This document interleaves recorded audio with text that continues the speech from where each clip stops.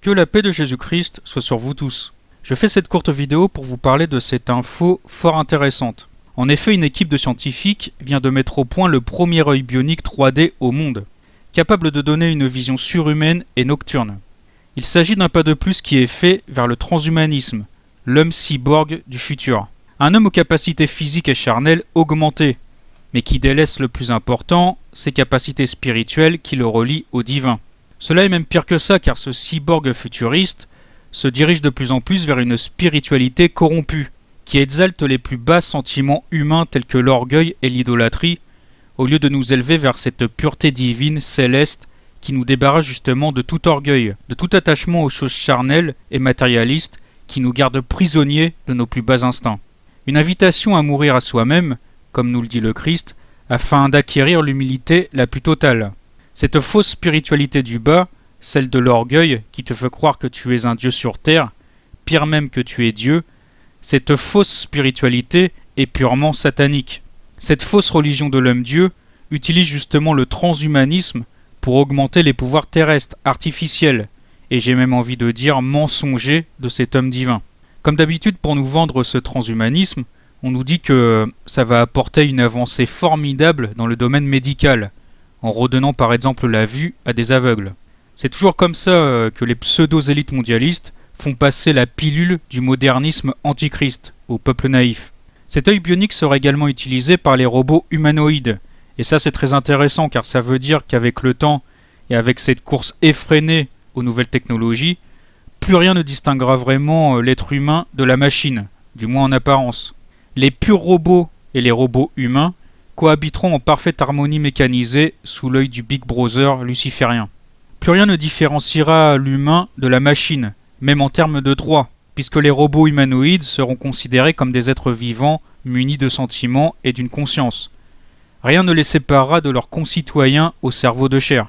Voilà où mène la dictature matérialiste du scientisme, qui considère que l'esprit, l'âme, et toutes ces histoires de monde céleste et spirituel, de transcendance et de foi en Dieu, toutes ces choses ne sont que des contes de fées. Puisque l'homme n'est qu'un animal charnel, il est donc possible de créer son double artificiel, l'homme animal robotique, suite logique de l'évolution. Et si au final, la longue chaîne de l'évolution darwiniste devait aboutir à l'homme robot, ce serait plutôt logique si on est un pur matérialiste. Si les sentiments et les pensées ne sont que des réactions chimiques ou électriques, elles peuvent tout à fait être reproduites, améliorées, voire même complètement éradiquées, pour créer une créature métallique parfaite. L'étape finale de l'évolution serait alors le sacrifice de l'homme charnel, trop imparfait, qui disparaîtra pour laisser la place à sa créature robotique. Oui, on nage en pleine science-fiction, je sais. De toute façon, je ne pense pas qu'on en arrive un jour là, car ce serait nier tout simplement l'existence du spirituel, et tout particulièrement de l'entité satanique, dont le seul but est de détourner l'humanité du Dieu absolu, pour la précipiter avec elle en enfer. Toutes ces histoires de robots ou de progrès technologiques ne sont pour elle que des moyens pour arriver à ses fins. Satan sait très bien que le combat est avant tout spirituel, et que ce monde matériel, physique, n'est qu'une illusion éphémère, le vrai monde étant le monde spirituel. Évidemment, l'œil, ça nous fait tout de suite penser au symbole de l'œil de la providence, le fameux œil qui voit tout, le symbole de l'omniscience de Dieu.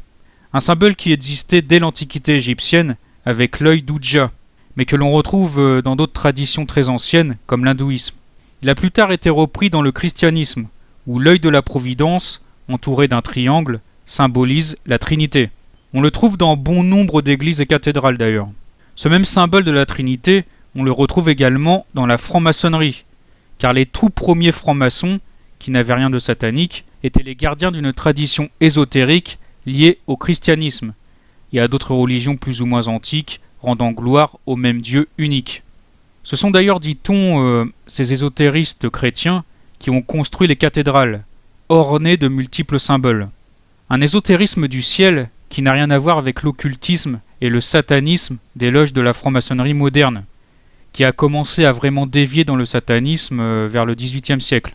Comme le prouve par exemple la très franc-maçonne Déclaration des droits de l'homme de la Révolution républicaine, qui a repris le symbole de l'œil de la Providence. Sauf que là, bien évidemment, il ne symbolise plus le Dieu trinitaire, mais tout simplement leur faux Dieu Lucifer, Satan. Cet œil symbolise donc la fausse omniscience de Satan, qui singe Dieu. Satan qui obtient la presque omniscience, la surveillance totale de tous les hommes de ce monde, grâce aux démons auxquels il est connecté et qui espionnent chaque être humain, mais également par la technologie moderne, comme les caméras de surveillance dont se servent ces marionnettes politiques pour nous asservir. Le fameux œil de Big Brother. Et d'ailleurs cet œil bionique, technologique, sera je pense connecté à une intelligence artificielle qui permettra aux élites maléfiques de voir tout ce que nous verrons et donc de nous espionner en permanence. Dans l'ésotérisme indien, on a également le troisième œil qui symbolise la connaissance métaphysique ou la vision du monde spirituel que l'on ne peut pas avoir avec nos yeux charnels. Un monde caché aux purs matérialistes qui garde ce troisième œil fermé. J'ai aussi lu quelque part que l'œil droit pourrait symboliser notre œil spirituel, connecté au divin, qui reste fermé lorsque nous avons notre œil gauche, symbolisant nos obsessions matérialistes, charnelles, nos bas instincts, complètement ouverts. On pourrait aussi parler de l'antéchrist qui, chez les musulmans, est borgne, symbolisant peut-être son âme coupée de toute transcendance, tout comme le monde satanique dont il sera à la fois le chef et le grand prophète, un monde complètement coupé de Dieu et de toute vision spirituelle. Voilà pour cette courte vidéo sur l'œil bionique et spirituel qui, je l'espère, vous aura intéressé. Encore merci pour votre soutien et que Dieu vous bénisse.